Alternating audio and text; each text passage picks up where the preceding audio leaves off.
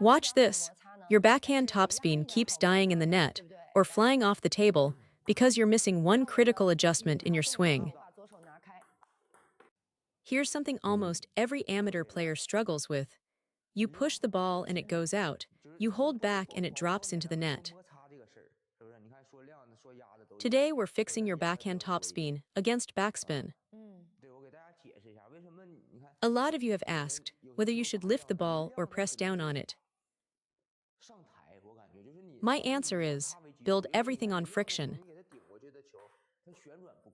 If you just lift the ball over, sure, it lands on the table, but there's no spin, no threat. The ball comes back easy.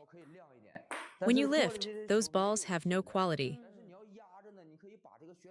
But when you press down slightly and commit to the friction, you add real rotation, and that rotation is what makes the ball dangerous. Let me show you. Don't just look at the follow-through. Yes, the forearm pronates outward at the end, so it looks like a lift. But watch the backswing. When I prepare the racket, I set it with a slightly closed angle. The racket face is pressed forward, not laid open. See, am I pressing the racket down slightly or lifting it open? Am I pulling through like this or like this? It's the second one, with the racket angled forward. A lot of players tell me they can't get enough grip on the ball with their backhand. I know exactly what that feels like. You try to add power and the ball sails long, you back off and it dumps into the net. I used to have the same problem. But as you improve, the incoming spin gets heavier and more complex.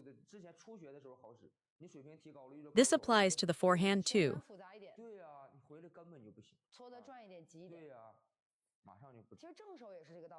Next, watch this rally. My partner can barely block it because the ball carries real spin. That rotational energy makes it heavy and hard to handle. Now watch when I just lift one over. My partner counterloops it easily. A lifted ball invites an attack. A ball loaded with friction. That's a completely different problem for your opponent.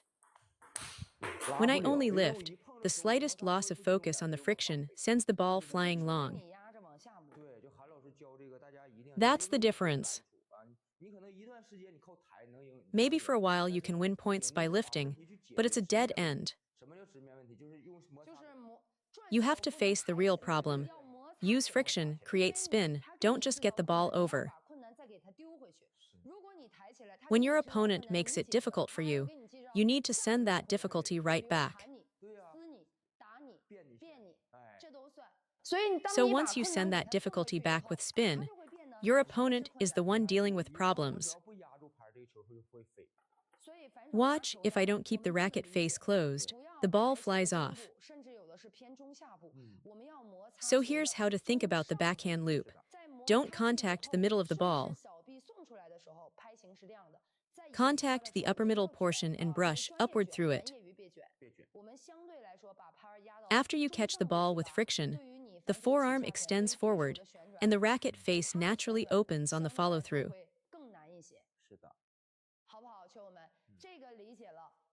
Now my partner serves half long to my backhand. Have you ever had that feeling where your opponent's serve just seems unbeatable? Like every serve is a winner.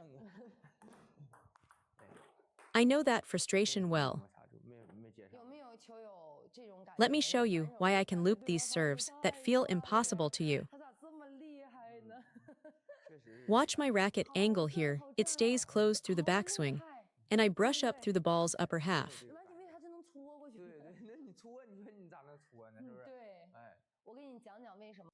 Then, have you ever felt jammed on the backhand, like the ball is pushing you backward?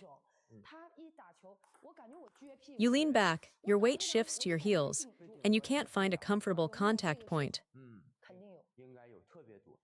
You reach forward and feel blocked. You step back and you're late. You just can't find that comfortable power point, right? Here's the key for receiving. Your body must follow the ball. After I catch the ball on the rise and borrow its energy, my body has to move in and fill the space, what I call completing the position. Watch, if I stay planted and just swing, my body and arm are disconnected. I can't combine my forces. But when my body steps into match, everything links up. If the ball comes to my left leg steps in to complete the position. If it comes to my right leg steps in. If my opponent jams me deep, I push my center forward and drive upward through the arc. If the ball is short, I step forward as I loop. This is the most important piece. Your body truly has to fill the position. Let me repeat the key points. If the ball is to your left side steps in. Left leg plants, left leg drives the stroke. If the ball is to your right foot comes across and your right leg generates the power. Completing the position means you don't just reach with your arm. You move your base so your whole body supports the shot. If you don't complete the position, you simply can't generate force. You lose all connection. Watch, my foot moves in and I drive forward. That's completing the position. Foot moves in, drive forward. That's what completing the position means. Now, what if the ball jams you deep? Don't lift your racket upward. The more you lift, the more you get jammed. And don't flinch away from the ball either. Instead, keep your swing compact. Don't rotate big. There's a small upward punch through your core. Push your midsection forward and pop the ball up and out. Top players use this technique when they get jammed. Watch, my hand is practically at the end line here. I tighten my core, punch upward with my body, and spring the ball back with arc. Don't dodge, don't lift. Use your body to launch the ball over the net with a resilient, bouncing trajectory. After that, so remember these 4 keys for receiving long backspin serves. First, rhythm. Catch the ball on the rise and time your stroke to the incoming speed. Second, swing size. Keep it compact. Don't wind up big. Third, friction method. Press through the ball with a forward, grazing contact instead of lifting. Fourth, footwork and body weight.